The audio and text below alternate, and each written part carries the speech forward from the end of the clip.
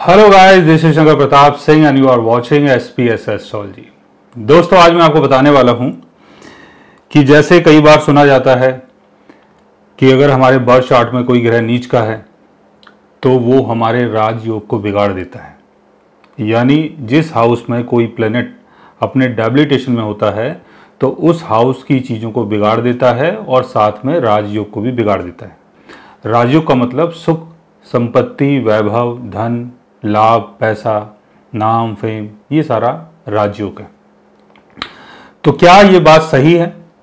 क्या ऐसा होता है कि अगर कोई प्लेनेट अपने डेबिलिटेशन में है, फर्स्ट हाउस में है, फोर्थ हाउस में है, सेकंड हाउस में है, 10th हाउस में है, 7th हाउस में है, तो वो राजयोग को बिगाड़ता है या उस हाउस से संबंधित चीज़ों को बिगाड़ देता है जहां उसकी प्लेसमेंट है?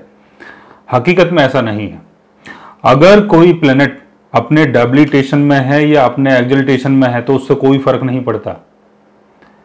जिस भी राशि में जो प्लेनेट बैठता है उस राशि के स्वभाव को वो अडॉप्ट कर लेता है, यानी उस राशि के नेचर को वो अडॉप्ट कर लेता है और उस राशि के हिसाब से काम करना शुरू करता है। अब इसमें एग्जाम्पल के तौर पे जैसे मंगल कैंसर साइन में अपने डेबिलिटेशन में होता है। मंगल कैंसर साइन में फोर्थ हाउस में नहीं, फर्स्ट हाउस में है। कैंसर साइन में मार्स आपका यहां प्लेस्ड है। अब यहां जो आपका मार्स है बहुत ज्यादा केयरिंग हो जाएगा, बिकॉज वो मून के नेचर को अडॉप्ट कर लेगा, कैंसर के नेचर को अडॉप्ट कर लेगा। हालांकि मार्स यहां अपने डेबिलिटेशन में है, लेकिन ये जो मार्स है इसको कितना बेनिफिट मिलेगा, ये आपके राजयोग को बिगाड़ता है नहीं बिगाड़ता है, वो आपको देखना पड़ेगा मून की प्लेसमेंट से। मून अगर वीक हो जाता है तब आपका राजयोग बिगड़ सकता है और फर्स्ट हाउस से संबंधित चीजें बिगड़ सकती हैं, यानी आपका नाम, आपका फेम, आपकी पहचान। लेकिन मून अगर अपने ऑन साइन में है, मून अगर यहां पर मार्स के साथ बैठा हुआ है तो इसको बोलते हैं नीच भंग राजयोग।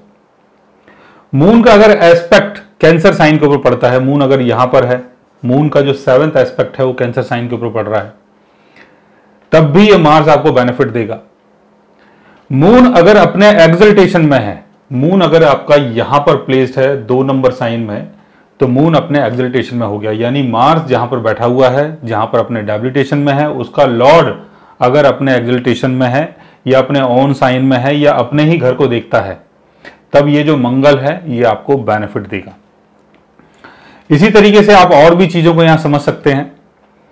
जैसे मून अगर यहां पर प्लेस्ड है और स्कॉर्पियो साइन में है, मून स्कॉर्पियो साइन में अपने डेबिलिटेशन में होता है, तो मून अगर यहां स्कॉर्पियो साइन में होगा तो फोर्थ हाउस से संबंधित चीजें बिगड़नी चाहिए। यानी आपके पास ना तो अच्छा घर होना चाहिए, ना अच्छी प्रॉस्पेरिटी होनी चाहिए और ना ही सुख का कोई समाधान या साधन होना चाहिए। लेकिन वो सारी चीजें आपको क्यों मिल रही हैं? वो सारी चीजें आपको इसलिए मिल रही है कि मून के साथ यहां पर मार्स भी बैठा हुआ है जो कि स्कॉर्पियो साइन का लॉर्ड है। और मार्स अगर अपने एक्सल्टेशन में है आपके बर्थ चार्ट में कहीं भी, मार्स अगर 10 नंबर साइन के ऊपर है, मार्स अगर यहां पर है, यहां पर मार्स अपने एक्सल्टेशन में होगा क्योंकि 10 नंबर साइन के ऊपर होगा। 10 नंबर साइन आपका कहीं भी आ सकता है, मार्स अगर वहां होता है तो अपने एक्सल्टेशन में होता है। या मार्स एरीज साइन में हो, कहीं भी आपके बर्थ चार्ट में एरीज साइन अगर आ रहा है, जैसे एरीज साइन आपका यहां पर है, मंगल आपका यहां पर बैठा है, तो मंगल यहां पर अपने ऑन साइन में है क्योंकि स्कॉर्पियो और एरीज दोनों हाउसेस को मंगल कंट्रोल करता है, दोनों राशियों को कंट्रोल करता है।